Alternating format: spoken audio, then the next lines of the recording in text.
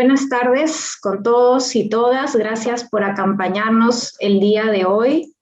Tenemos una invitada muy especial. Estamos además inaugurando el ciclo de conferencias virtuales que organizamos desde la Dirección Académica de Relaciones Institucionales de la PUC, desde la DARI.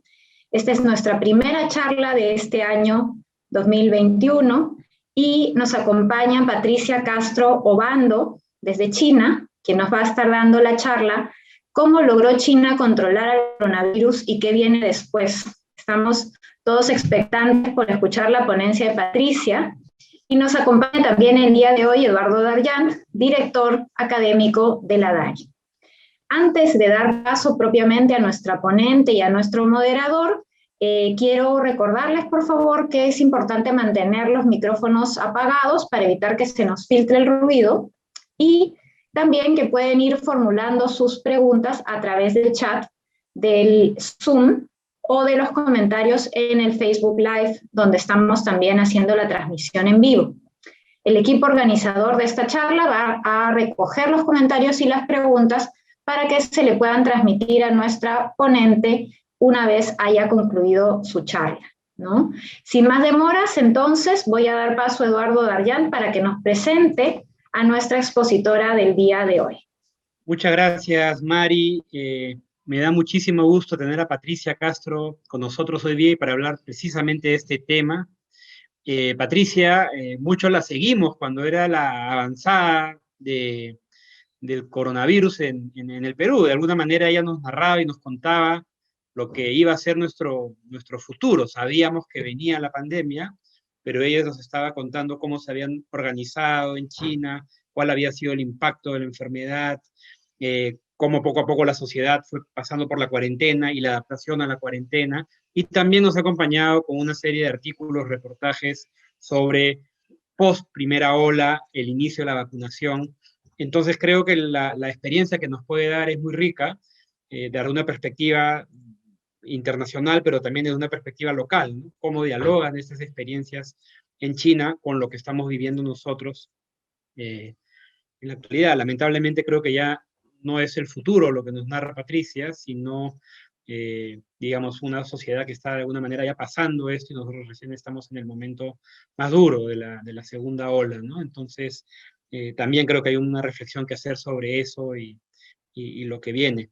Patricia, para los que no la conocen, aunque estoy seguro que muchos la conocen, es doctora en antropología con especialidad en China, con un programa conjunto desarrollado por nuestra universidad, con la Universidad de Beijing.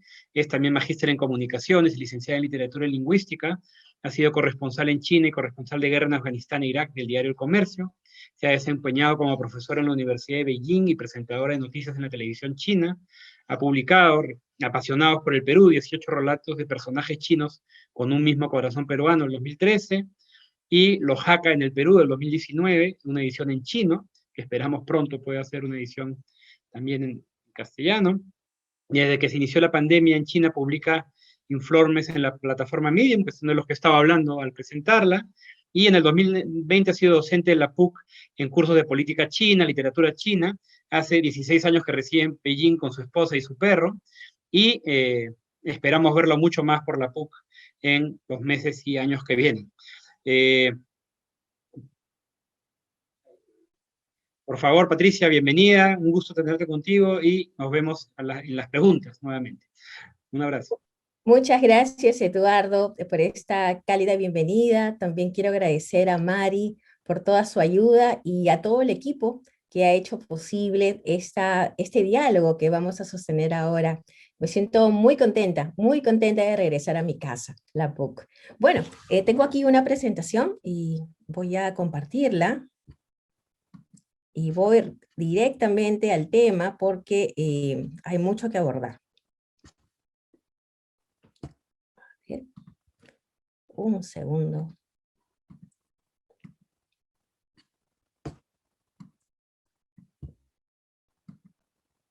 Ahora sí.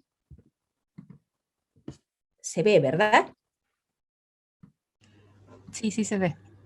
Listo, entonces podemos empezar inmediatamente. Voy a ir bastante rápido debido al tiempo también debido a que en China ya estamos de madrugada y yo ya me estoy apagando, se me están acabando las pilas, especialmente porque el día de hoy recibí mi segunda dosis de Sinopharm, así que ya las he concluido y puedo decir que afortunadamente tengo el privilegio de estar vacunada y eso me da bastante tranquilidad y bastante alegría. Y eso espero que pase muy pronto también en el Perú. Bueno, China y la pandemia. Vamos a hablar un poco hoy de los antecedentes, un poco para situarnos en el contexto de China y la pandemia, de la estrategia que ha implementado China, no solo para detener el virus dentro de su territorio, sino también para llevar a cabo lo que China llama la nueva normalidad, que ya está aquí. Y finalmente vamos a abordar el tema de las vacunas, porque el tema de las vacunas es sumamente importante para nosotros. Vamos entonces rápidamente con los antecedentes. ¿Cómo logró China controlar el coronavirus y qué viene después? Volvamos al futuro, cronología y evolución. Empezamos. Bueno, yo quería empezar con una anécdota, ¿no? Yo hace 17 años vivo en China, ¿no? Y cuando yo llegué a China, pues los amigos chinos contaban una anécdota muy simpática, muy simpática. Hablaban sobre este noticiero, el noticiero más popular de China, que se llama Xinwen Lianbo. Este noticiero es de 7 a 7 y media y es a nivel nacional. Y todo el mundo en aquella época los veía, ¿no? Aquí está el noticiero de Xinwen Lianbo todos los días de 7 a 7 y media. Y bueno, siempre los amigos chinos me decían que pues yo por entonces no entendía, todavía no había estudiado chino y no comprendía el noticiero, pero mis amigos me decían, no te estás perdiendo nada, es media hora. Y ellos decían lo siguiente. Mira, es media hora. En los primeros 15 minutos, todas las noticias tienen que ver sobre cómo trabajan los líderes chinos. En los siguientes 10 minutos, las noticias, todas son qué felices son los chinos. Y en las últimas 5 minutos, qué mal anda el mundo. Y eso es todo. Y bueno, y eso sucedía en el 2003, 2004, cuando yo llegué aquí. Y pues todos nos reíamos, ¿no? Porque pues el mundo no estaba tan mal.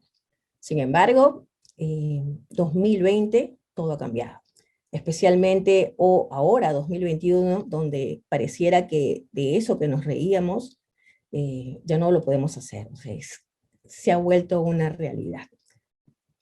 Veamos un poco sobre la cronología, un poco para poner en contexto este tema, una línea de tiempo que he preparado.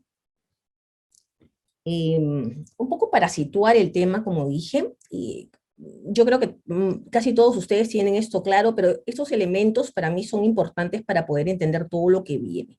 Cuando hablamos de la cronología de China con relación a la pandemia, la epidemia, desde el 2019 aquí en China hasta el 2021, hoy 15 de abril, pues podemos hablar de 4 etapas, ¿no? La primera etapa, que le vamos a llamar el brote, que va desde el 8 de diciembre del 2019, cuando oficialmente China oficialmente acepta el primer paciente reportado, ¿no? Hasta más o menos va esta primera etapa del brote hasta el 22 de enero, ¿no? El 23 de enero empieza la segunda etapa, que le llamamos la cuarentena, precisamente porque allí empieza todo lo que es este proceso tanto en Wuhan como en la provincia de Hubei. La cuarentena va desde el 23 de enero hasta el 8 de abril, porque el 9 de abril se levanta la cuarentena en Wuhan y empieza una tercera etapa llamada monitoreo.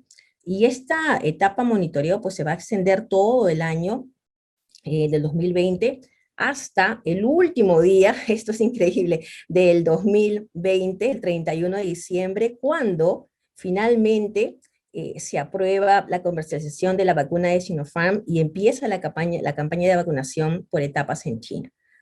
Y esta etapa de vacunación hasta el día de hoy. Bueno, es muy importante entender estas 4 etapas, porque el comportamiento de China en cada una de estas etapas ha sido completamente distinta y muy oportuna, y sobre todo ha habido muchos giros en lo que es especialmente las autoridades chinas. Yo creo que ustedes están muy relacionados con la primera etapa del brote, porque fue una etapa de mucha angustia. No sabíamos lo que estaba pasando en China. En realidad, hubo mucho desconcierto en esta primera etapa. En la segunda etapa, la etapa de la cuarentena, también se agudizó este desconcierto, pero hubo un giro muy interesante, cuando ya el gobierno central toma las riendas del asunto, porque antes estaba a cargo el gobierno local, y echa a andar una serie de medidas, entre ellas quizás la más importante, una cuarentena increíble, ¿no? Pues completamente gigantesca. Hasta aquí, hasta enero del 23 de enero, perdón, la mayor parte del mundo pues no entendía exactamente lo que estaba pasando y seguían, entre comillas, con sus vidas, ¿no? Mientras que en China había un clima completamente incierto y de mucho dolor, especialmente en Wuhan. Eh, si ven las fechas, esto es muy corto, porque estamos hablando del 23 de enero hasta el 9 de abril. Solamente esta etapa fue la cuarentena más estricta, que fue la de Wuhan. Solamente estamos hablando enero, febrero, marzo, y los primeros días de abril terminó todo. Se levanta la cuarentena en Wuhan, y esa etapa del monitoreo pues nos lleva a lo que nosotros le hemos llamado la nueva normalidad. La nueva normalidad se entiende a partir de la tecnología. Y en esta etapa del monitoreo, pues pasan también situaciones eh, como podemos, de alguna manera podemos decir, que van a marcar de qué se trata esta nueva normalidad, por ejemplo, ¿no? Aquí he colocado una fecha importante, que es el 13 de junio, cuando todo parecía que estaba, ya parecía que todo estaba muy bien. Hay un rebrote muy importante en el mercado de Xinfadi, que está en Beijing, en la capital. Que esto haya sucedido en la capital, pues era un escándalo, ¿no? Otra vez se levantaron todas las alarmas, y recuerdo que entre abril y junio ya se había anunciado una segunda ola. Se decía que para noviembre venía una segunda ola y había que preparar una serie de estrategias. La vacunación experimental en China empieza más o menos en julio, al menos las autoridades vinculadas con las farmacéuticas ya públicamente están vacunándose, a muchos incluso frente a las cámaras, de alguna manera están probando estas vacunas experimentales. Sin embargo, la aprobación de la primera patente recién es un mes después, aproximadamente el 17 de agosto, ¿no? Y fue CanSino. Esto otra vez, ¿no? Causó bastante, creo yo, impacto, porque se creía que quizás esta iba a resultar siendo la primera vacuna aceptada globalmente, pero no fue así, ¿no? Era para uso interno. Y esta vacuna CanSino recién estaba en fase 2, ingresaba a fase 3. Y la segunda ola sí llegó, pero no fue una ola, fue una olita en realidad, con casos locales en Beijing, especialmente la primera semana de diciembre, ¿no? Una ola que se esperaba para noviembre terminó llegando en diciembre, y muy pequeña, en realidad con muy pocos casos, ¿no? Hasta la aprobación de la comercialización por Sinopharm. Lo importante en estas 4 etapas es recordar que sí hubo un rebrote pequeño, pero muy significativo, porque se trataba de la capital china, y supuestamente la capital china es el lugar más cuidado de todo el país, ¿no? Y otra cosa también importante que hay que recordar es que a partir de fin del año empieza ya esta nueva etapa de vacunación, donde hoy todos estamos inmersos. Bueno, veamos un poquito entonces lo que ha sido la evolución. Yo quería mostrarles estos mapas, porque creo que a través de estos mapas vamos a poder entender algunas cifras.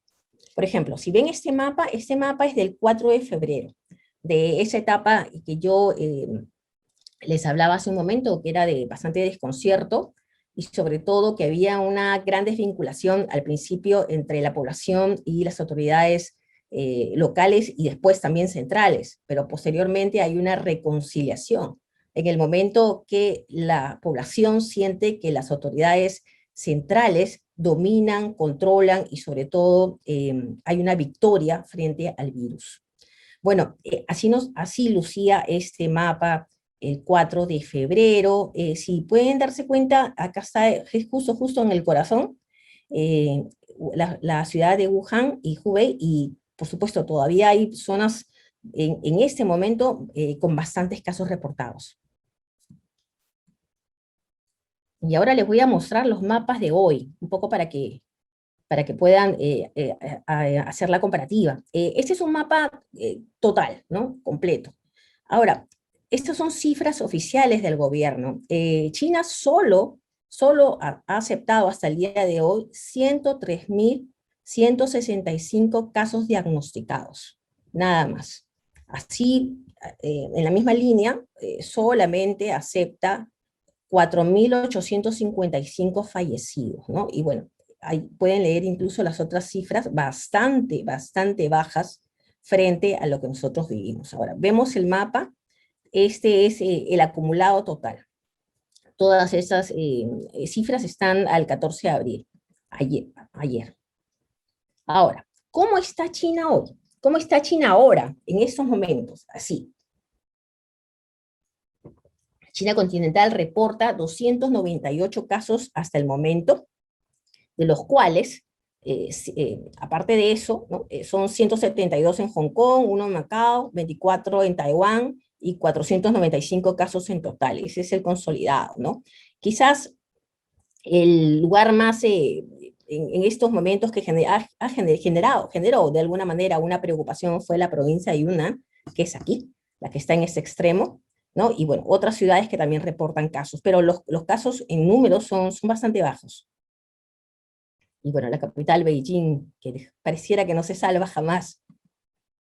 Y bueno, un poco para mostrar también cómo se encuentra en la provincia de Yunnan estos 88 casos que se inició un brote el 29 de marzo, hace unos días, ya está bastante controlado, y hay una ciudad muy interesante que es la ciudad de Ruli, que es el paso fronterizo de Myanmar, que la voy a utilizar un poco para mostrar cuál es la estrategia china frente a un brote. Ahora veamos la estrategia. ¿Qué estrategia aplica China para contener el virus? Voy a mostrar el caso de Really, pero en realidad es prácticamente el mismo caso, es el mismo modelo que utilizó en Wuhan y que siguió utilizando, perfeccionando este modelo en otros brotes durante todo este año. ¿Cuál ha sido la respuesta al brote? Primero veamos la respuesta política a este brote en esta ciudad de Really, en Yunnan. Es como un modelo que siempre se va a repetir, ¿no? Aquí en la foto superior está el jefe del partido en la ciudad de Really, Kong Yun-sun, y este modelo es el siguiente. Usualmente cuando suceden estos casos, el gobierno central deslinda con los gobiernos locales. Los gobiernos locales responsabilizan de todo lo sucedido a la máxima autoridad, en este caso, el jefe del partido, ¿no? Después, el jefe de partido es separado, destituido de su cargo. ¿Por qué? Negligencia grave, ¿no? Y el gobierno central otra vez toma la posta y muestra medidas exitosas a la población china. Esto es completamente cierto, especialmente el final, ¿no? Porque en el momento que el gobierno central nuevamente toma la posta, entonces vemos cómo todo el asunto ha sido muy bien abordado. Ahora, ¿cómo ha sido abordado de una manera tan exitosa en tan poco tiempo? El modelo de Wuhan, como dije, que también se aplicó en Beijing, en el mercado de Xinfandi y ahora en Really, consta de estos 4 puntos, digamos, 4 pasos. Primero hay un encierro, después hay un rastreo, ¿no? Paralelamente hay un suministro y finalmente, ahora en esta etapa, hay una vacunación. El encierro es total. Se cierra la ciudad. En este caso se ha bloqueado la ciudad completamente, no se puede ingresar, no se puede salir, ¿no? 300.000 residentes, porque se trata de una ciudad muy pequeña, ese número es muy pequeño para China, ¿no? Se ordena la cuarentena, y es una cuarentena bastante estricta, ¿no? Solamente una persona puede salir por familia, y se colocan 500 puntos de control, ¿no? En toda esta ciudad. Es decir, se separa completamente la ciudad. Es un encierro completo. Pero no solamente se encierra, sino se rastrea, es decir, se hacen unas rondas de pruebas, ya están en la tercera ronda de pruebas masivas de ácido nucleico, de detección de anticuerpos, y el objetivo es buscar no solamente a los contagiados y a los asintomáticos, sino también se busca a aquellas personas que han tenido contactos cercanos con los contagiados y con los asintomáticos, ¿no? Al mismo tiempo, como dije, se echa a andar todo un mecanismo de suministro, ¿no? Desde otras ciudades se envía alto número de personal, tanto sanitario, apoyo logístico, en fin, ¿no? Y todas las actividades otra vez se trasladan a la virtualidad. Por ejemplo, los colegios han cerrado nuevamente, que ya estaban en la etapa presencial. Y en el caso de Ruili, por ejemplo, que ha sido algo muy particular, ¿no? Ha sido la primera ciudad donde se ha ordenado la vacunación masiva. La vacunación en China es voluntaria, es gratuita y voluntaria, pero en este caso en particular, el gobierno ha ordenado que todos tienen que vacunarse, ¿no? Emergencia y obligatoria a toda la población, en un programa de 24 horas por 5 días, ¿no? Y se ha detenido bastante el virus. Ahora, solamente quería aquí recalcar que Ruili es una ciudad fronteriza que va a depender muchísimo del comercio con Myanmar, entonces es un paso transfronterizo. Es muy complicado realizar una estrategia de ese tipo así, sobre todo en tan poco tiempo, y finalmente que sea tan exitosa. Y otro elemento que tenemos siempre que mencionar es, yo le llamo Tecnochina, porque China realmente está envuelta en el tema tecnológico. Y cuando me preguntan cuál ha sido el elemento primordial en la contención del virus en el caso de China, yo creo que la tecnología. Vamos a ver. Este es la aplicación de salud llamada Código de Salud, ¿no? Esta aplicación la tenemos todos dentro de un mini programa llamado, es un mini programa que está dentro de otra aplicación más grande llamada WeChat, que es muy, muy popular WeChat. Bueno, se trata en realidad es una herramienta de rastreo, ¿no? A través de un código QR. El objetivo es, supuestamente, oficialmente, es identificar a los portadores del virus, ¿no? ¿Y cómo funciona? Esta aplicación al principio recién fue lanzada después de la cuarentena, cuando se levanta la cuarentena y ya las personas pueden transitar de alguna manera libremente, pero todavía no podían viajar a otras provincias, otras ciudades. Necesitaban tener todos en sus celulares esta aplicación. Es un sistema de monitoreo, es un sistema a partir de los semáforos. Veamos los semáforos. Ahora, ¿qué pasa? Uno, si quiere ingresar a un espacio público, pues tiene que escanear un código QR, ¿no? ¿Cuál es el resultado? Puede cualquiera de esas tres luces, ¿no? Si sale verde, solo si sale verde, podemos ingresar a este espacio público, ¿no? Porque estamos probando que no tenemos el virus. Si sale amarillo, entonces inmediatamente se debe regresar a casa 7 días en el domicilio, ¿no? De cuarentena. Porque probablemente hemos estado en contacto con algún caso. Solo si sale rojo, tenemos inmediatamente que ir al hospital o al centro médico. Y usualmente allí se lleva a cabo la cuarentena por 2 semanas, porque es muy probable, altamente probable que seamos portadores del virus, ¿no? Y así luce en la aplicación. Ese es el resultado de la aplicación, ¿no? Sale rojo, naranja, bueno, amarillo y verde, ¿no? Y esto, ahora quiero hablar sobre el pasaporte de vacunas, porque esta aplicación que acabamos de ver y sobre todo los resultados, pues han evolucionado en lo que hoy llamamos el pasaporte de vacunas. Esto es lo que se llama, ¿no? Fue lanzado recién, hace muy poquito, el 9 de marzo. En pocas palabras, es un certificado de salud, ¿sí? Y la intención es reabrir fronteras, porque si bien China tiene, entre comillas, abiertas sus fronteras, hay muchos límites para ingresar en estos momentos. Se piensa que posteriormente este pasaporte de vacunas, que no solamente China, otros países y otros gobiernos también están implementando un sistema parecido, va a permitir reanudar el turismo.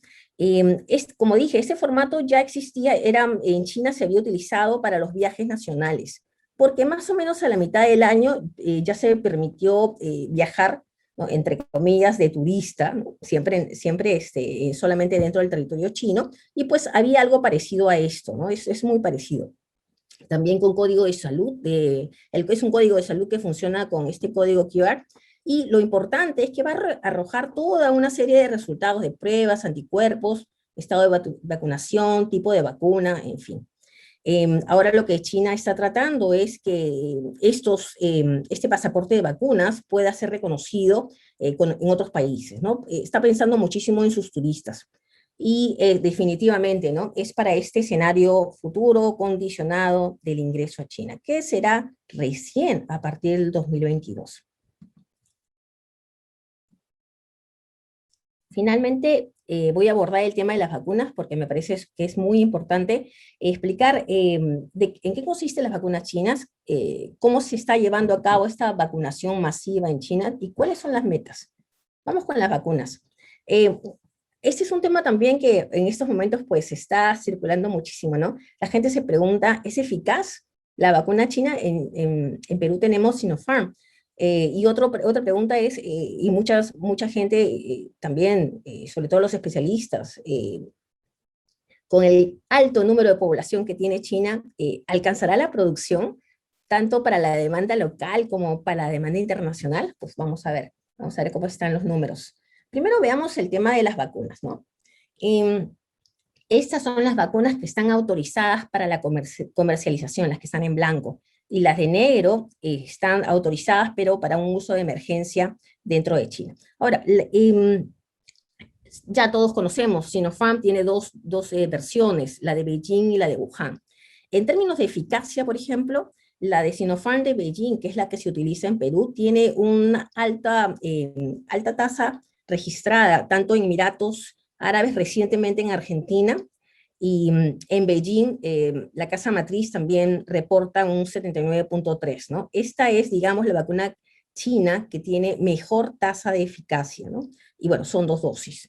Su segunda versión, que es Sinopharm de Wuhan, que también es inactivada, ¿no? Reporta una eficacia de 72.5%, y también para los números en China es bastante buena.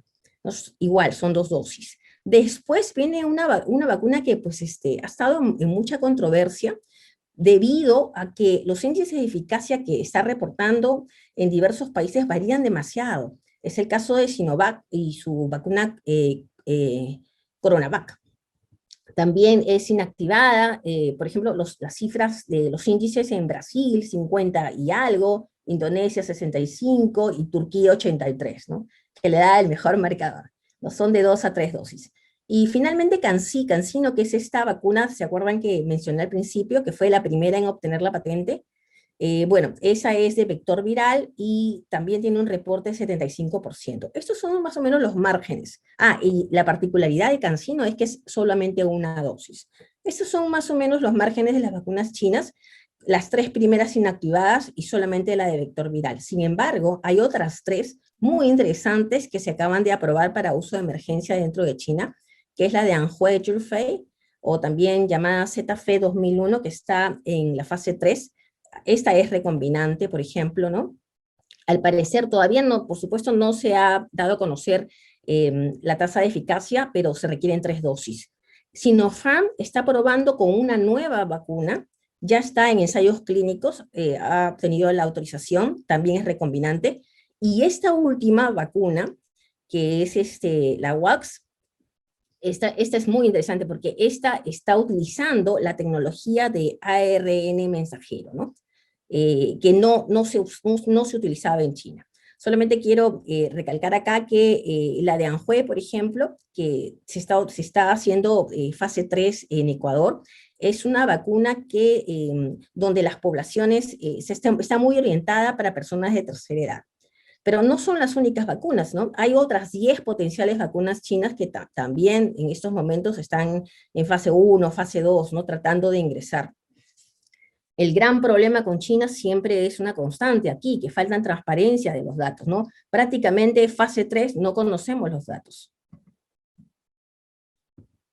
Veamos entonces cuál es el objetivo de China en términos de su vacuna. Primero que nada, también otra noticia que acaba de, este fin de semana, pues acaba de causar un poco de revuelo porque uno de las autoridades chinas, pues dijo, entre comillas, que las vacunas chinas no eran eficaces, ¿no? Bueno, después él mismo explicó que no estaba diciendo que las vacunas chinas no eran eficaces, sino que las vacunas inactivadas quizás eran menos eficaces que las vacunas de ARN mensajero, ¿no? Y entonces, ¿cómo piensa solucionar eso?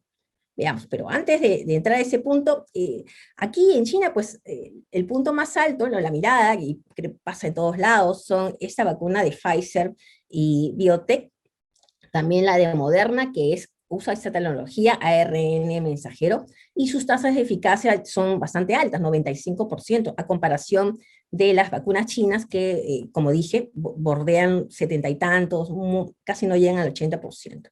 La gran preocupación por qué China está virando ahora a las vacunas de ARN mensajero es porque tiene mucho temor del virus, la mutación del virus en el mundo. Pero veamos un poco acerca de el director del Centro del Control y la Prevención de Enfermedades de China, Gao Fu. ¿Cómo piensa China elevar la eficacia de sus vacunas? Pues ha dado dos alternativas, ¿no? La primera es, se pueden ajustar las dosis, ¿no? El intervalo entre cada una de las dosis, o también aumentar el número de las dosis. Por ejemplo, CoronaVac, ¿no? que tiene normalmente 2 dosis, podría tener una más de refuerzo, entonces ya serían 3. Otra opción, una segunda opción puede ser, y aquí viene el punto más polémico, que es mezclar las vacunas, que utilizan distintas tecnologías. Por ejemplo, el caso de la vacuna inactivada de Sinopharm, ¿no? Sí, además de estas 2 dosis, se podría aplicar una tercera dosis, pero tendría que ser de otra tecnología, ya sea vector viral, recombinante o ARN, ¿no? Pero todo queda claro, al menos aquí en China, que se está apuntando, los fabricantes están apuntando por las vacunas ARN, ya no tantos por las inactivadas. Y la otra parte también creo que es sumamente importante conocer acerca de la producción. ¿Está lista para abastecer tanto al mercado interno como al mercado internacional? Veamos. Primero, acerca del abastecimiento nacional e internacional de los desarrolladores chinos, ¿no? ¿Qué tenemos? En abril, hasta ahora, hasta abril de 2021, tenemos 5 vacunas aprobadas para la comercialización, ¿no? Solo 5. Pero estas farmacéuticas, las más importantes entre ellas, Sinopharm, Sinovac, CanSino, pues ya están sumando sus dosis de producción, están aumentando sus líneas de producción, y en un primer momento se dijo que China podía producir este año hasta 1.800 millones de dosis, ¿no? Y como ven, los números han ido subiendo. Recientemente, esta semana, se acaba de anunciar que al final del año sí se puede llegar a tener 4.000 millones de dosis, ¿no? La Asociación de los farmacéuticos chinos encargados de esta vacuna, que agrupa a estas farmacéuticas, pues asegura que sí se puede llegar a 4.000 millones de dosis, ¿no? El objetivo sería que para el 2022, pues se puedan producir 5.000 millones de dosis, ¿no? Queda claro cuál es el mensaje, ¿no? China quiere convertirse en los líderes del abastecimiento mundial. Esto también es un cuadro que creo que nos puede permitir ver los números y ver cuáles son quizás las mayores dificultades que se va a enfrentar. A ver, tenemos una demanda nacional bastante alta, ¿no?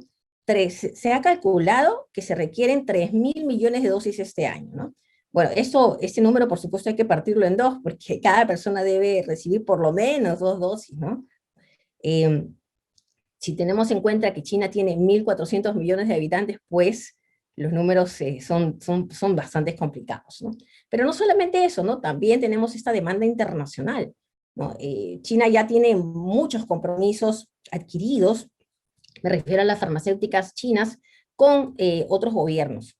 Se dice que hasta el momento China ya ha entregado, ya sea en venta o en donación, 80 millones de dosis y 90 millones de dosis a granel a 60 países, aunque este número varía mucho, ¿no?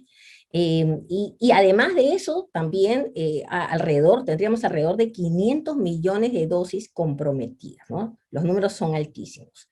Pero algo queda claro, que las empresas chinas ahora están apuntando a convertirse no solamente en las productoras, sino en las abastecedoras a nivel global, ¿no? Y su principal preocupación o su principal objetivo es ese tipo de vacuna, ARN mensajera. Además, otras tecnologías vinculadas, porque ARN mensajera no solamente sería una tecnología que apunta al COVID, sino también a otros problemas, a otras enfermedades graves, muy graves que hemos tenido durante muchísimos años, por ejemplo, el cáncer, ¿no? Hay nuevos estudios referentes a este punto. Ahora que hemos visto las vacunas, veamos cómo se lleva la vacunación masiva en China. ¿Cuál es la estrategia de vacunación? Bueno, la estrategia de vacunación en China se ha llamado programa de 3 pasos, ¿no? Primero, se dice que la vacuna, y eso es cierto, es gratuita, pero para nacionales chinos. Y, entre comillas, es voluntaria, aunque existe bastante presión dentro de la sociedad para que la gente se vacune, porque la gente no se está vacunando, eso es cierto. Se ha dividido 3 etapas. La vacunación empezó supuestamente el último día, el 31 de diciembre, realmente el 1 de enero, más o menos, es la primera etapa. En la primera etapa está comprendida toda la población llamado el grupo clave, es decir, de 18 a 59 años, personas con altos riesgos de exposición en puestos claves y zonas fronterizas, ¿no? Este modelo, por ejemplo, es muy diferente de los modelos que se han utilizado en otros países, ya vamos a saber por qué más adelante. En una segunda etapa, recién aquí está el grupo de alto riesgo, es decir, 60 años en adelante, ¿no? Los cuales representan aproximadamente el 18% de la población. Aquí está comprendida las personas de la tercera edad sanas, y eso es muy importante. Deben cumplir ambas condiciones, ¿no? Y los pacientes de enfermedades subyacentes que estén en el margen de 18 a 59 años, ¿no? Eso empezó aproximadamente a fin de febrero. Y a fin de marzo ha empezado la última etapa de estos 3 pasos, que es otras poblaciones, ¿no? Ya cualquier edad, incluso extranjeros como yo y sus familias, el costo de la vacuna es $14 y aquí el objetivo es aumentar la cobertura poblacional. Y veamos un poco acerca de la formulación de la estrategia. Debemos de ver 2 puntos, el escenario y las poblaciones. Veamos el escenario. Según China, según los expertos chinos, para afrontar este tema del virus y también de la vacunación, pues hay que definir primero una estrategia muy clara. Y es muy importante priorizar el objetivo, y este objetivo va a estar vinculado al escenario. Por eso aquí hay 2 casos. Según los expertos, se debe elegir entre ralentizar la propagación del virus, por un lado, o reducir el número de muertes, ¿no? Se cree que no se puede hacer las 2 cosas al mismo tiempo, porque no serían efectivas. En todo caso, en cualquiera de estos 2 escenarios, sí se está protegiendo directa o indirectamente a la tercera edad.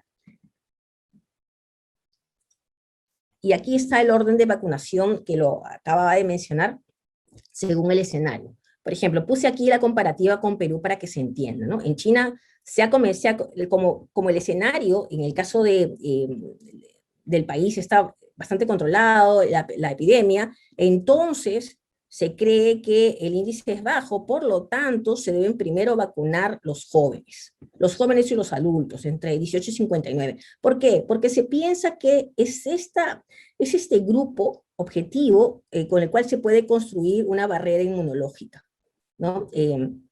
Una muralla contra el virus. Ahora, en China los especialistas dicen, y lo han dicho desde el año pasado, que son los jóvenes los potenciales transmisores, porque socializan, porque tienen que salir y hacer un montón de actividades fuera. Entonces, ya lo decían antes que era muy importante vacunar primero a este grupo para de alguna manera cortar, ¿no?, los niveles de transmisión.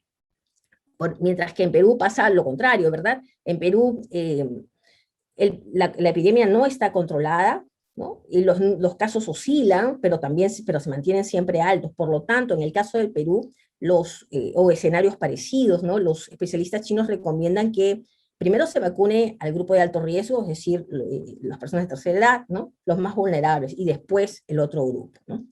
Y dicen así que es preferible esto a pesar, y eso sí lo reconocen, de los efectos secundarios negativos que puede causar una vacuna en personas de tercera edad.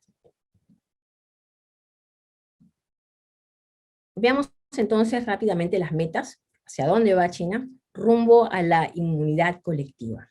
¿Cuál es el calendario? Bueno, solamente para recordar esta tremenda cifra de habitantes, 1.400 millones más o menos en promedio, ¿no? La meta de China es bastante clara, ¿no? Y lo ha dado ya a conocer, ¿no? Y bastante ambiciosa. Todo se ha iniciado, entre comillas, en el 2021. Sin embargo, ha habido una vacunación de emergencia para la primera línea desde julio del año pasado, ¿no? Para el día de hoy, bueno, ayer en realidad, 14 de abril, ya China había logrado vacunar a 12.5% de su población, 175 millones, ¿no? Y tiene como meta para junio llegar a 40%, es decir, 560 millones. Para lograr este objetivo está llevando a cabo o ha implementado 500.000 puestos de vacunación, tiene como meta 10 millones de dosis diarias, y necesita, se ha dicho muchísimo, sobre todo en los medios, fortalecer la confianza en las vacunas chinas, dentro incluso de su misma población, que es un poco renuente a vacunarse, ¿no? Las autoridades dicen que no están preocupados por la capacidad, que creen que pueden cubrir los números de vacuna, sino por la velocidad de la vacunación. Y eso lo repiten muchísimo porque tienen bastante temor a las mutaciones de virus que ellas están produciendo. Pero la gran meta, o hacia dónde va China, es a febrero del próximo año, donde pretenden o han dicho que van a terminar de vacunar al 70% de la población, es decir, 980 millones de personas, y con esta cifra podrían lograr la inmunidad colectiva. Una vez lo consigan, entonces va a abrir sus fronteras, no condicionada como es hoy, pero hay otro escenario que para China le importa mucho, que son los Juegos Olímpicos de Invierno, que se llevan a cabo del 4 al 20 de febrero en Beijing el próximo año, por eso también la urgencia. En ese momento, en ese escenario, el pasaporte digital va a ser obligatorio, pero también las pruebas y las mascarillas, ¿no? Sin embargo, aquí no termina la historia, ¿no? La historia continúa, porque van a haber nuevas rondas de vacunación. Y bueno, yo tengo un pequeño video que quiero proyectar en estos momentos para todos ustedes, un poco para cerrar con estas cifras. Por favor, gracias. Voy a dejar de compartir pantalla.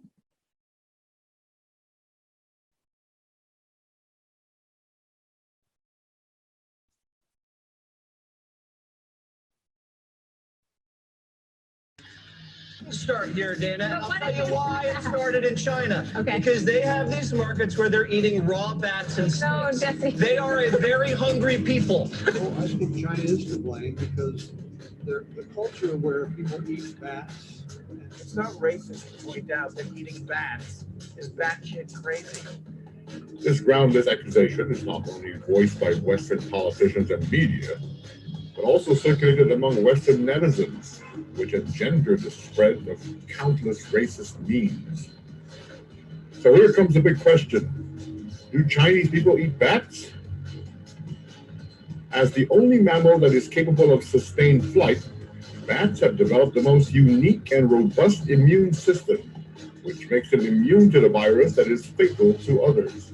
Therefore, bats are also dubbed the natural reservoir of viruses. Ebola, rabies, and the raging COVID-19.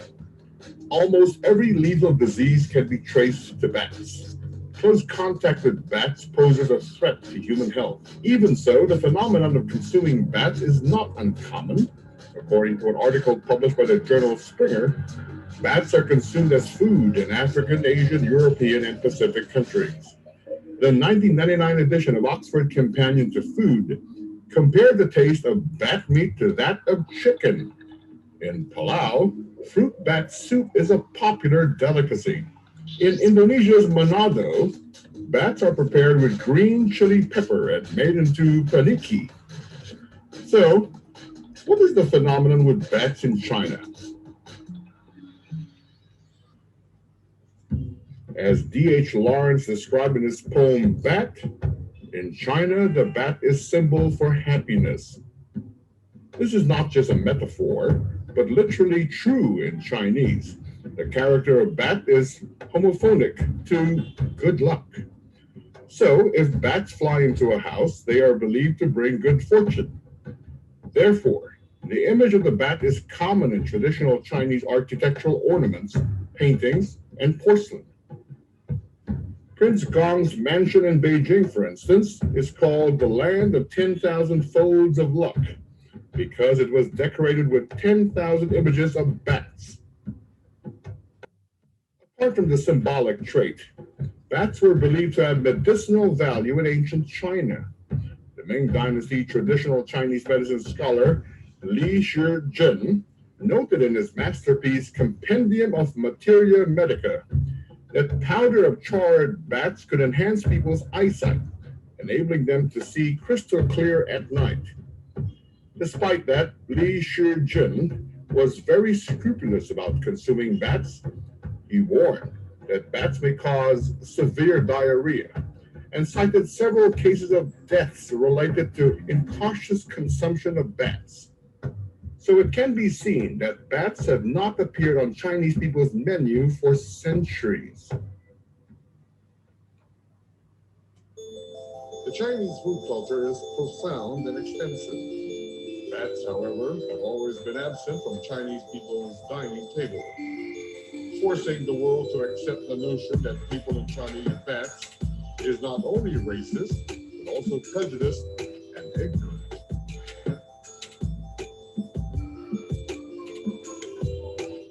Sí, bueno, ya con esto hemos concluido, ¿no?, las principales ideas sobre el escenario y solamente para dejar un punto final, sí, los amigos chinos y chinas no comen murciélagos.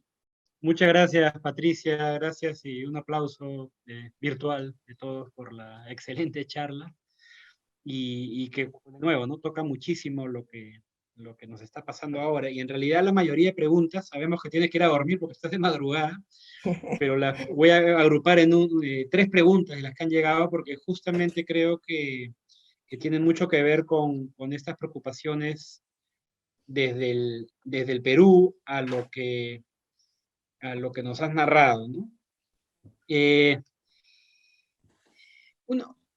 Un primer grupo, como es comprensible después del vacunagate, tiene que ver con la preocupación por las vacunas que han llegado a Perú, ¿no? Entonces quieren saber, algunas personas, las agrupo en una pregunta general, que es, ¿estas empresas farmacéuticas son estatales, paraestatales, privadas? ¿Qué tanta confianza hay en ellas? ¿Qué tan creíbles son las cifras que se vienen dando sobre el impacto de las vacunas en haber parado la pandemia? Entonces, ese sería un primer grupo de preguntas, si quieres, ¿no? ¿De dónde vienen estas vacunas? ¿Qué tan seguras son? Porque, como sabes, pues, han estado en el centro del debate peruano.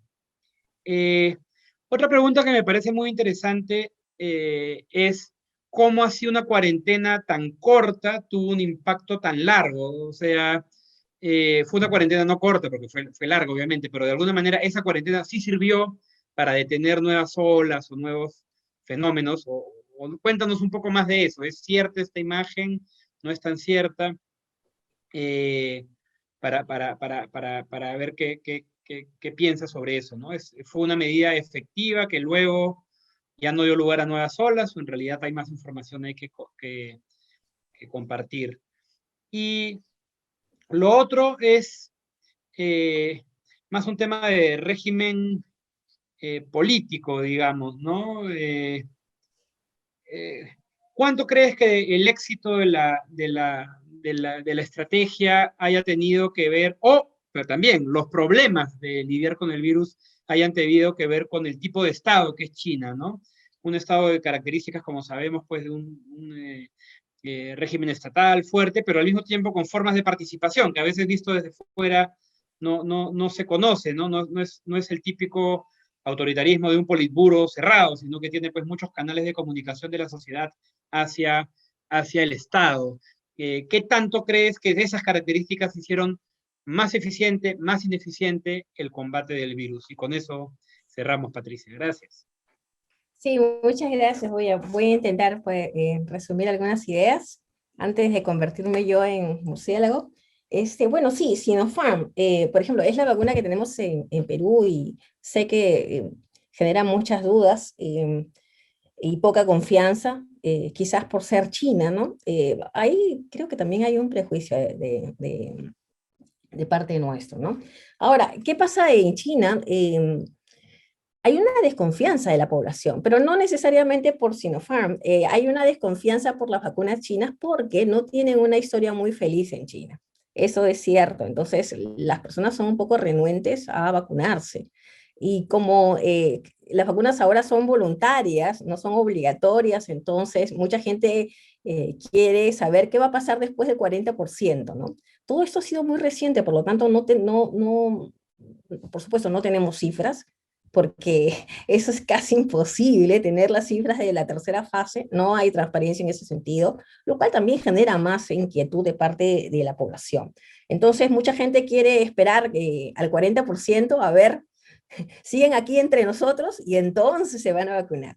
Y esto es bien curioso porque las autoridades, porque quieren llegar, por supuesto, al 40% en junio, pues están utilizando diversas medidas. Por ejemplo, están regalando vales para aquellos que se vacunan, entre otros beneficios, ¿no?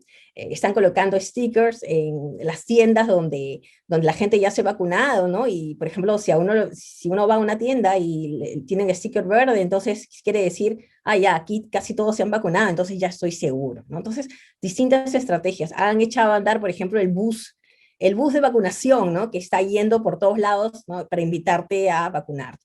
Y a mí eso sí me causa mucha extrañeza, ¿no? Porque teniendo la vacuna, ¿por qué no se vacunan? Y otra respuesta también que mucha gente dice es, ¿y para qué me vacuno si en China todos estamos bien? O sea, y eso es completamente cierto en el sentido de, no solamente son las cifras, ¿no? Uno puede salir y de alguna manera soy testigo que sí, que las cosas están bastante bien en China, ¿no? Eso es con referencia a las vacunas. Con referencia a la cuarentena corta, fue una cuarentena corta y tuvo un efecto bastante largo. Bueno, es que no todo terminó en la cuarentena. La cuarentena va a ser el segundo, digamos, proceso, ¿no? El primero el brote, el segundo la cuarentena. Después viene una etapa que quizás nosotros no hemos implementado, que se llama el monitoreo. Es decir, con estas aplicaciones de salud, con la tecnología, yo creo si algo salvó a China fue su tecnología, ¿no? Fueron diversos mecanismos, la tecnología, las aplicaciones de salud que permiten a la gente saber quién está enferma y quién no está enferma. Permiten saber quién ha estado en contacto con una persona enferma, que me podría a mí enfermar, por ejemplo, y quién no. O sea, este mecanismo de separar a los sanos y a los enfermos de esta manera tan drástica, pues sí, ayudó muchísimo a cortar el brote de transmisión. La tecnología expresada, por un lado, yo creo primero en estas aplicaciones de rastreo. Definitivamente, pues se acababa la privacidad, ¿no? Pero la gente aquí en China siempre decía, no me interesa la privacidad, me interesa mi salud, ¿no? Y bueno, hay otra noción también que es bastante importante en China y en Asia, que es el colectivo sobre el individuo. Entonces, cualquier sacrificio valía la pena. Este monitoreo, que fue, como ven, un proceso bastante largo, no estuvo solo, es decir, cuando en otras ciudades o en otros pueblos incluso empezaba un pequeño brote, inmediatamente nuevamente ese lugar daba un paso atrás, regresaba a la cuarentena, ¿no? Y otra vez el encierro, pero los encierros muy focalizados, ¿no? Y otra cosa también que hizo China, y cerró fronteras. O sea, hasta el día de hoy es muy complicado ingresar a China, ¿no? Salir en ese momento sí era fácil, pero entrar, hasta el día de hoy no se puede entrar, porque una vez, entre comillas, estuvo limpiando la zona, no dejó que los casos importados de alguna manera contaminaran pues, los espacios que ya estaban libres de virus. Se vio de esta manera, ¿no? Y la población apoyó muchísimo en ese trabajo. Hay un tercer factor, pero casi todos estos están siempre ligados a la tecnología. Por ejemplo, yo en China no tengo monedero, no tengo billetera hace como 3, 4, 5 años y creo que soy la última en no usar billetera, porque mis amigos chinos hace mucho tiempo no usaban, no usamos. ¿Por qué no usamos billetera? Porque pagamos con el teléfono y todo se hace con el teléfono. Entonces, este contacto cercano no existe realmente. no tenemos por qué tener contacto cercano. En la época de cuarentena no había ninguna necesidad de salir porque todo te podía llegar a la puerta de tu casa, y eso no desde el COVID, eso era antes. Y eso fue un factor realmente muy, muy importante, fue clave para cortar la transmisión, además de esos encierros y de otros mecanismos que se llevaron a cabo. Ahora, respecto al régimen, bueno, aquí también es una polémica en China. A veces se cree que en China pues la gente no polemiza al respecto, ¿no? Pero no, es todo lo contrario.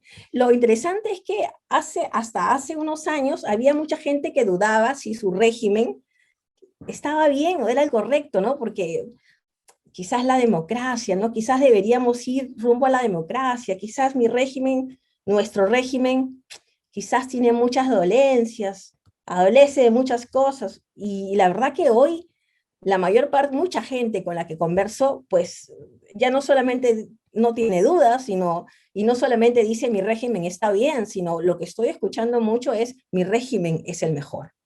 O sea, sí, yo quiero un gobierno fuerte, un gobierno que cumpla la principal función, que es proteger a la población.